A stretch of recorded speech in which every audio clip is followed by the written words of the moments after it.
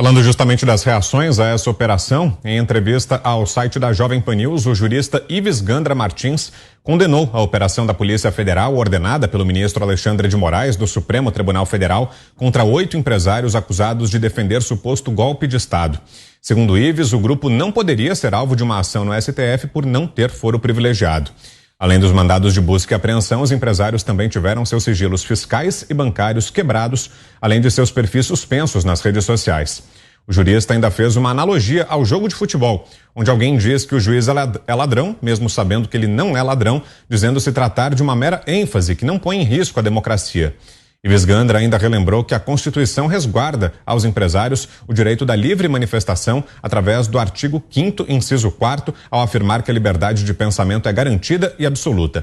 E ressaltou que as opiniões foram manifestadas em um ambiente privado, tratando assim de meras expressões enfáticas, e que não há condições para que um golpe de Estado seja consumado através de empresários em um grupo privado de conversas. Por fim, Ives Gandra Martins relembrou como antigos chefes do Poder Executivo e personalidades importantes da política nacional já expuseram suas preferências em torno de regimes pouco democráticos, citando a presidente do PT, Gleisi Hoffmann, que foi para a Venezuela prestigiar a posse de Nicolás Maduro após votação controversa, além de Lula, que se encontrou e idolatra Fidel Castro, que matou e fuzilou sem julgamento milhares de pessoas. Mas com você, Zé, achou desses comentários do Dr. Ives? É aquela história. Há quem pense que esta ação do ministro Alexandre tem como objetivo, Vitor, exatamente esvaziar ou tentar esvaziar a grande manifestação de 7 de setembro em favor da pátria, o Dia Nacional. Vamos dizer, antecipada ação de controle constitucional nunca houve no Brasil.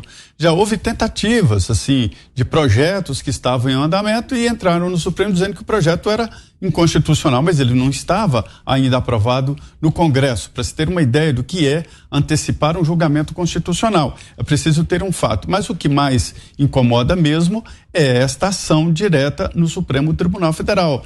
Se todos os delegados do país dirigirem ao Supremo Tribunal Federal pedido de ação, de uma investigação, o Supremo não fará outra coisa. Quem já acompanhou uma operação da Polícia Federal desse nível entende como ela é pesada. Eles entram e o poder de polícia dá esse monopólio de violência à própria polícia, quebrando, matando cachorro, levando celular, computadores, um transtorno. Só esta operação em si já é uma punição e talvez seja esse o sentido da história. Diga, Schelp. Olha, até o próprio exemplo, né, do jurista Ives Gandra pode ser usado aqui de como a liberdade de expressão deve ser respeitada em casos assim, né? Em 2020, o Ives Gandra escreveu artigos, deu entrevistas com uma interpretação do artigo 142, 142 da Constituição Federal, de que as Forças Armadas, né, poderiam exercer uma espécie de poder moderador ali para garantir a ordem, restaurar a ordem democrática, meio que deixando subentendido justamente essa possibilidade de que as Forças Armadas pudessem interferir caso um dos poderes estivesse desrespeitando ou extrapolando suas funções, notadamente, na ocasião, justamente o Supremo Tribunal Federal. E qual foi a resposta? A resposta foi um debate, né, público em relação a isso. Outros juristas entraram no debate, escreveram seus próprios artigos, dizendo que a interpretação que ele estava dando ao artigo estava incorreta, que não era essa a função das Forças Armadas, que isso seria um tiro no pé, né, da própria democracia e assim por diante. Quer dizer, nesse caso, ele expressou uma opinião, né, com base na interpretação dele, do conhecimento jurídico que ele tem, foi contestado por outros especialistas no assunto. Então, essa é a maneira correta de resolver uma questão dessas, uma questão de opinião, uma questão de visão de mundo. Por mais que as pessoas tenham visões ou ideias golpistas, como é, de fato, o caso de alguns dos integrantes ali daquele grupo de WhatsApp, que manifestaram isso, pelo menos em algumas daquelas mensagens, mas em muito poucas, né? Assim, de fato, uma ou duas ali no máximo que podem ser consideradas realmente com um caráter golpista, mas isso é uma opinião, está longe de ser, de fato, um conluio. Diga, Mota. Tudo Tudo que o doutor Ives disse é do conhecimento das pessoas envolvidas nessa operação. Várias delas são até professores de direito constitucional. A questão aqui não é ignorância, não é não saber.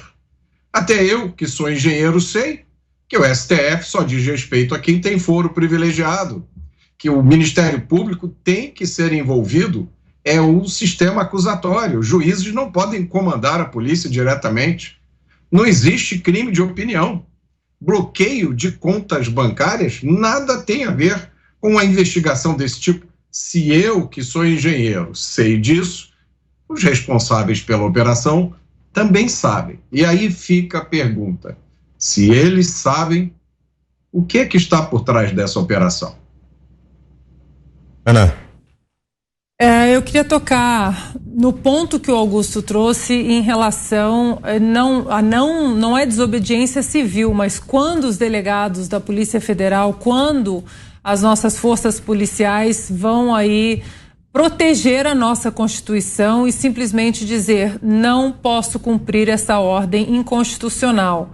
Foi assim durante a pandemia na própria Califórnia, democrata, com governador democrata, que decretou um lockdown inconstitucional eterno, que durou mais de um ano, e alguns xerifes de alguns condados, como o xerife Villanueva, por exemplo, do condado de Los Angeles, disse: eu não posso cumprir esse decreto porque é inconstitucional, a Constituição está acima do decreto do senhor, e não cumpriu ordens de prisão, de fechar bares, lojas, enfim.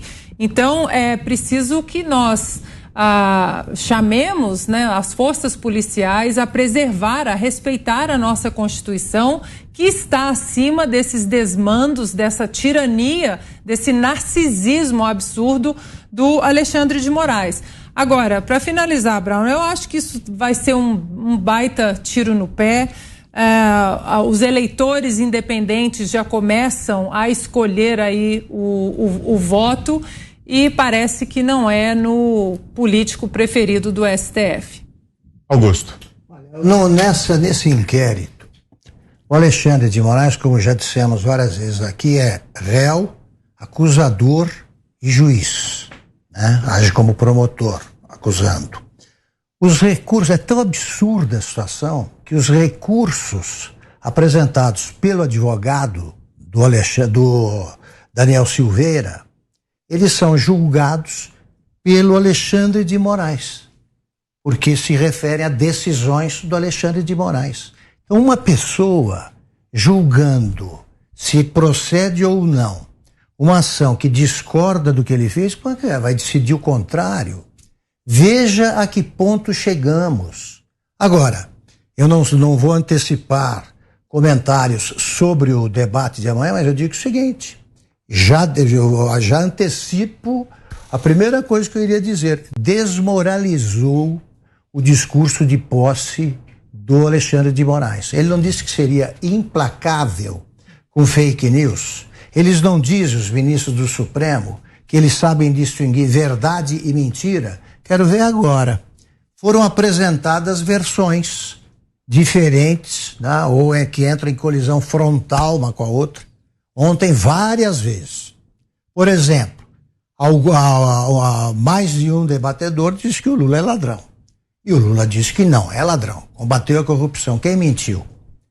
Ele não seria implacável com fake news? Alguém soltou uma fake news. Isso é para mostrar que quem começa a se achar dono da verdade, né, já tem alguma coisa de maluco.